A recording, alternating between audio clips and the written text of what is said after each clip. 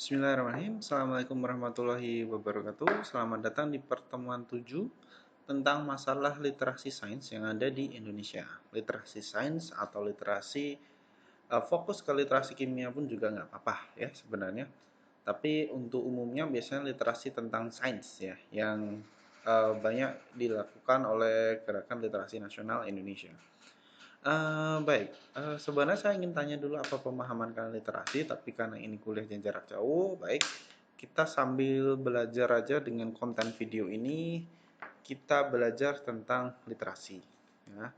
Literasi secara umum dulu.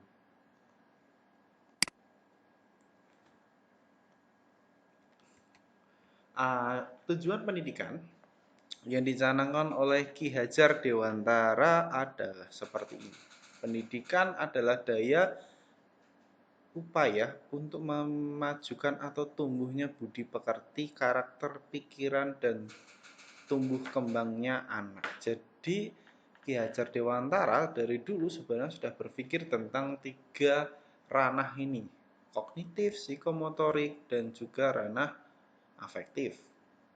Nah, ini harus berkembang untuk memajukan kehidupan anak-anak. Nah, karakter ini digambarkan sebagai sebuah DNA, kemampuan beradaptasi dengan lingkungan yang dinamis. Jadilah karakter yang fleksibel kalau kata orang kan. Kemudian kompetensi, kemampuan dalam memecahkan masalah kompleks. Dan juga yang paling luas adalah literasi. Semakin banyak dia paham, semakin banyak dia baca buku, semakin banyak belajar, dia juga semakin tahu bagaimana cara memecahkan kehidupan, bagaimana dia bertindak selanjutnya. Nah, sosok yang diinginkan dalam pendidikan di Indonesia itu peduli tanggung jawab, aktif berkontribusi, cerdas dan mencerdaskan, dan mempunyai percaya diri yang tinggi. Salah satunya seperti itu. Ya. Jadi literasi merupakan bagian skup terbesar lebih besar dari karakter bahkan kompetensi. Nah, literasi ada 6 yang menjadi dasar dari literasi tersebut. Nah, literasi sendiri ini merupakan kemampuan dalam menggunakan berbagai keterampilan dalam kehidupan. Oke, ada yang pertama kita bicara literasi bahasa sastra, kemudian numerasi, sains, ICT, finansial, budaya, dan keluarga negaraan. Nah, di mana itu diterapkan? Di sekolah, keluarga, dan masyarakat. Mengapa harus dimulai di ketiganya? Ya, ini adalah lingkungan yang selalu kita temui sehari-hari. Family, kemudian school, kemudian masyarakat. Ya, kita temui sehari-hari. Ini penting untuk keterampilan abad 21. Mengapa penting? Literasi ini bisa menjamah, tadi saya bilang ya, karakter dan juga kompetensi.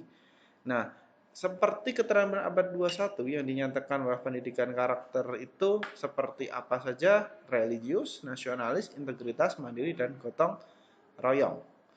Untuk literasi tadi ada 6 tadi. Kemudian kompetensi. Kalian masih ingat 4C? Ya, semoga masih ingat ya. Critical thinking, kemudian collaboration, communication, dan juga kreatif. Kalau kalian masih ingat ya, kemarin sebenarnya di perencanaan juga sudah mulai saya bahas dikit-dikit. Nah, itulah mengapa pendidikan itu komprehensif dan berhubungan. Ya, oke, lanjut. Ini adalah program literasi yang digerakkan oleh Kemendikbud. Ya, ini bahkan lebih spesifik lagi. Ini ya, selain ada gerakan literasi pada masyarakat, di sekolah, juga keluarga, guru dan tendik, bahasa sastra dan budaya. Nah, di masyarakat itu seperti apa? Nah, misalnya ya pembuatan yang gampang-gampang aja bagaimana cara mengubah sampah misalnya. Itu bisa dilakukan juga oleh kita sebagai mahasiswa. Mungkin kalau kalian yang sudah KKN itu mengedukasi masyarakat. Kemarin saya juga belajar untuk mengedukasi masyarakat bagaimana cara menggunakan atau mengubah limbah itu menjadi lebih bermanfaat. Sabun, minyak jelantah itu bisa kita rubah jadi sabun cuci ya, jangan bukan sabun mandi untuk eh, rumah tangga. Jadi jangan dibuang, cukup ditambahkan soda kaustik sudah bisa jadi. Walaupun baunya ya agak bangir sedikit lah kalau minyak jelantah, tapi bisa diatasi juga dengan memberi bau-bauan yang wangi. Kemudian bisa juga dengan di literasi sekolah. Literasi sekolah jelas bagaimana siswa ini belajar untuk rajin dalam membaca dan memahami situasi. Itu juga. Kemudian literasi keluarga bisa dilakukan di rumah dengan membaca. Membaca nggak sekarang nggak harus pakai buku loh ya. Harus perlu dipahami juga membaca bisa pakai handphone. Sekarang bisa memakai media yang lain juga. Jadi tidak perlu terlalu kaku untuk memahami bahwa harus textbook banget, harus pakai books banget, enggak. Bahkan kalian nonton TV pun bisa itu jadi literasi digital yang bermanfaat. Kemudian literasi guru dan tenaga pendidik, ya itu dengan tenaga pendidik dan guru yang diberikan pengetahuan atau literasi itu bisa langsung disalurkan ke murid-muridnya. Kemudian literasi bahasa dan sastra sekarang wajib, kita harus bisa berbahasa Inggris dan itu menjadi bahasa yang minimal ngerti little English lah, jangan ya mungkin nggak ngerti grammar tapi little English harus ngerti karena kita sudah eh, dunia global ya, di mana keterbukaan antar bahasa semuanya bisa digunakan. Kemudian literasi budaya, bagaimana pemahaman kita terhadap budaya yang ada di negara kita. Tentu saja Indonesia eh, negara yang memiliki kultur yang besar. Nah, prinsip gerakannya ini ada koordinasi, komitmen, kemitraan, keberlanjutan. Nah, ini oke. Kemudian menjadi literat abad ke-21 ini kita bisa memasukkan 6 ya tadi. Literasi dalam baca tulis itu bisa memahami teks, audio, video, gambar, juga mengungkapkan ide dalam tulisan. Literasi numerasi ini menginterpretasikan simbol, angka, informasi grafik, tabel bagan yang bisa interpretasikan kalian pahami.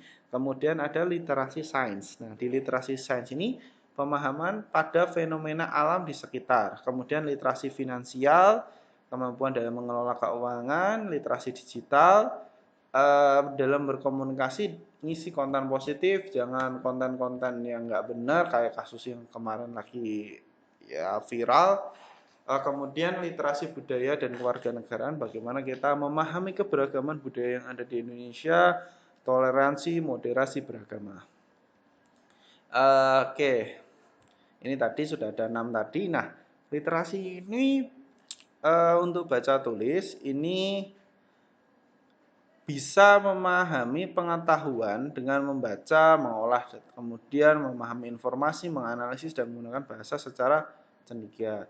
Nah, di mana bisa dilakukan yaitu sekolah, keluarga, dan masyarakat. Dan perlu diingat, kalau kalian baca di beberapa artikel tentang literasi, ini banyak sekali kita termasuk negara dengan literasi terendah.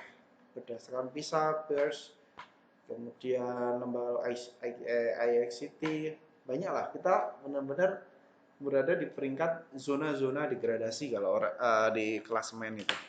Kemudian numerasi ini juga bisa digunakan di 3 tempat, sekolah, kemudian keluarga dan masyarakat. Nah, literasi numerasi is okay. Ini biasanya dipakai pada sesuatu yang berkaitan dengan grafik dan perhitungan. Kimia bisa kok kalian masukkan. Kalau kalian mau penelitian literasi numerasi, saya pikir masih bisa untuk di pembelajaran kimia, tapi dengan materi tertentu ya, asam basa, penyangga, stoikiometri dan termo lah teman-temannya itu. Nah, kemudian literasi sains ini lebih umum di sains, semua all about science. Sains itu luas ya. Bahkan banyak fenomena yang bisa dijelaskan dengan sains. Dan fenomena sains yang dijelaskan baru ditemukan beberapa abad ini bisa kita temukan sebenarnya 14 abad yang lalu. Fenomena tidak bercampurnya air laut dengan air sungai itu ada di surat Ar-Rahman, ya, tidak bercampurnya dua lautan. Kalau kalian itu Al-Quran udah ada. Kemudian ada lagi keterkejutan seorang ilmuwan dari Prancis atau mana saya lupa tentang mumi di Mesir, bahwa mumi itu ada kandungan garam di dalam tubuhnya. Dia terkejut, kemudian dia menjadi mualaf. Dia bertanya, kenapa kok orang Islam biasa aja, padahal kan mumi ini sudah dibasem dan sebagainya, tapi kok bisa mati di laut? Bagaimana bisa? Nah, mereka si ilmuwan ini bertanya pada seorang ilmuwan yang dari Mesir yang Muslim. Dia mengatakan bahwa kami tidak terkejut karena ini sudah diceritakan dalam Al-Quran bahwa Fir'aun mengejar Musa, kemudian dia tenggelam, mati tenggelam. Habis itu ya karena Fir'aun, dia kan pasti dibasem dari mumika dan ada kandungan garamnya. Akhirnya dia mengimani kebenaran dari Al-Quran, ya, menjadi seorang muslim. Jadi literasi sains. Nah, kembali ke literasi sains ini sangat banyak yang bisa kalian explore sebenarnya literasi sains ini. Bahkan dengan literasi sains dari siswa tentang praktikum kimia itu bisa jadi sesuatu hal yang menarik untuk dibahas, ya. Jadi kemampuan literasi. Kemudian soal-soal literasi itu banyak bisa kalian cari, bisa di-download bahkan. Soal-soal literasi itu saya pun ketika membaca juga mengakui cukup sulit. Salah satu kendalanya adalah bahasa juga, ya. Yang kedua adalah pertanyaannya ini seperti high order thinking, ya, untuk literasi sains, ya. Kemudian ada literasi digital. Nah, literasi digital ini bisa digunakan juga dalam pembelajaran. Ini juga penting di sekolah, entah ada internet atau enggak, harusnya memang sekolah harus menyediakan internet. Itu untuk keterbukaan siswa, kemudian kemampuan siswa bisa meningkat dalam belajar. Dan ternyata penduduk Indonesia memang harus diakui untuk literasi digital ini lebih banyak ke literasi digital yang nyinyir kalau orang bilang, ya. Literasi digital lebih ke habisin waktu untuk literasi nyinyirin orang daripada dimanfaatin untuk kegiatan yang lain, menyebar ilmu yang bermanfaat, ya. Sayangnya masih di situ untuk Indonesia. Kemudian literasi finansial. Nah, ini finansial ini menarik sebenarnya, walaupun kita nggak masuk di finansial nantinya untuk pembahasan ini, bahwa finansial ini bisa kok kalian misalnya gini kan, kemarin ada harga emas yang dua-duaan naik berapa ratus ribu, dari 700.000 harga emas mulia, logam mulia, yang sekarang 900.000, dan itu ternyata terjadi karena salah satu panic buying. Kemudian juga memang emas ini terbatas, keberadaan terbatas, dan ini bisa menjadi literasi finansial di mana kita mulai menabung emas dibandingkan menabung uang, karena nilai uang, percaya nggak percaya, tiap tahun turun. Salah satu penyebab turunnya kalau di agama Islam, kita tahu bahwa kita mengenal istilah riba, bahwa riba ini terjadi karena apa? Karena banyak tempat-tempat menyimpan uang memberikan pinjaman dengan berbunga. Nah, seperti itu. Nanti panjang kalau saya jelasin itu, ya. Kita lanjut aja. Literasi budaya dan kewargaan. Nah, ini kemampuan dari kita dalam memahami kebudayaan yang ada di Indonesia. Nah, untuk pembelajaran dari literasi ini banyak sekali bisa kita cari. Jadi, science literasi, its meaning for American school. Jadi seperti apa sih science literasi di sekolah Amerika? Ini bisa kalian bahas juga di penelitian nantinya kalau kualitatif. Kalau kalian tertarik ke literasi, nanti bilang aja, nanti coba saya kumpulkan juga untuk yang mahasiswa yang tertarik ke literasi. Mungkin di bimbingan, saya ajukan ke bimbingan saya. Nanti saya bilang ke Pak Ismail Soleh, untuk tahun ini mungkin saya mau ngambil literasi Pak Ana. Atau soal, kalau saya biasanya ngambilnya di soal sama literasi, karena kemarin penelitian saya ada juga yang literasi. Untuk HOTS mungkin nanti bisa diarahkan ke Bu Etri, kemudian untuk Bu Resti bisa ke pengembangan buku atau sebagainya. Nah, itu Pak Soleh juga yang berbasis sosioscientific, itu bisa. Literasi sains, jadi banyak yang bisa dibahas di dalam literasi sains. Dari literasi sains ini ternyata dia itu ada pembahasan bahwa hubungan antara literasi sains dengan pemahaman konsep sisa. Itu ternyata bisa jadi sebuah riset yang menarik. Dari masalah literasi itu, literasi sains itu ternyata bisa menjadi konsep, pemahaman konsep dari si siswa. Dengan banyak belajar membaca, dia tahu konsep. Nah, itu. Jadi nanti habis ini kita coba cari jurnal tentang literasi, kita bahas isinya apa ya. Nah, yang penting ya ada gambaran belum, ada masalah, ada solusi. Nah, itu. Sebenarnya inilah latar belakang yang harus kalian coba untuk temukan. Ya, bosku. Jadi ada gambaran dari literasi itu seperti apa, masalahnya, literasi itu apa, kemudian ada solusi yang ditawarkan. Ya, seperti itulah latar belakang. Kalau kalian lihat latar belakang, yang pertama pasti dia gambaran umum. Kemudian habis itu ada masalah nggak sih di keadaan yang ideal sama yang seharusnya ternyata tidak ideal. Nah, dari ketidakidealan ini kalian memberikan sebuah tawaran atau solusi. Nah, dari solusi itu ada pencerahan yang kalian berikan yang nantinya diharapkan bahwa keadaan tidak ideal itu bisa selesai atau diperbaiki menjadi sebuah keadaan yang ideal. Ya, seperti itu. Biasanya latar belakang sih kayak seperti itu aja.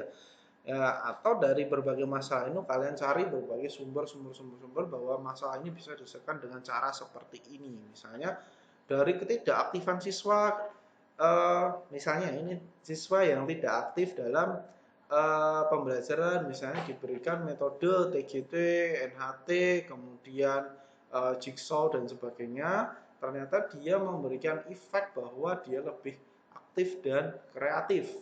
Nah, makanya saya menawarkan juga selain NHT, TGT, dan juga Jigsaw, saya menawarkan metode Team Assessment Achievement Investigation. Nah, karena ini sama dengan model-model yang lain, tapi bisa menawarkan hasil yang bagus juga. Misalnya seperti itu gambaran aja. Sebenarnya masalah ketika saya ngomong seperti ini adalah abstraksi. Jadi kalian pasti masih mengawang-awang seperti apa sih literasi. Makanya saya suka jika kalian membaca jurnal dulu dan nggak ngerti kemudian bertanya.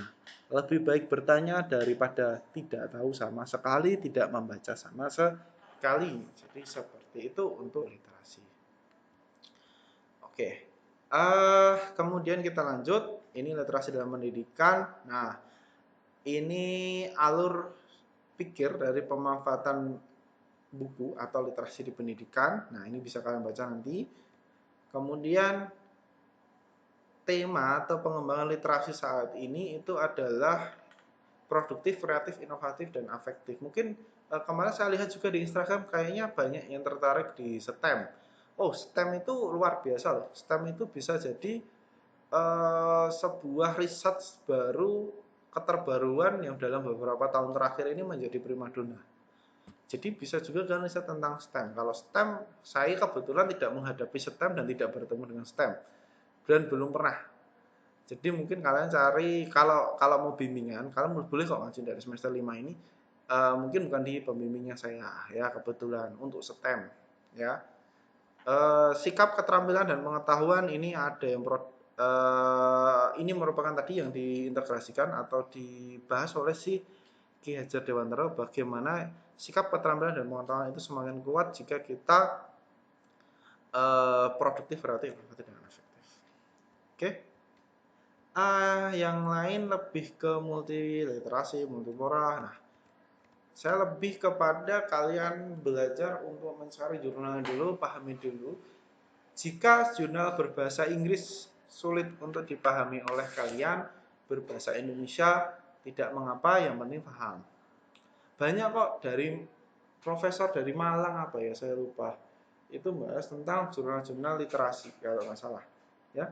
Nah, itu bisa kalian gunakan, bisa kalian bahas nanti pada pertemuan ke-7 ini sebelum UTS ya. Terima kasih atas perhatiannya. Jika ada kolom komentar mau bertanya bisa di grup WhatsApp atau di e-learning. Baik, terima kasih atas perhatiannya. Wassalamualaikum warahmatullahi wabarakatuh.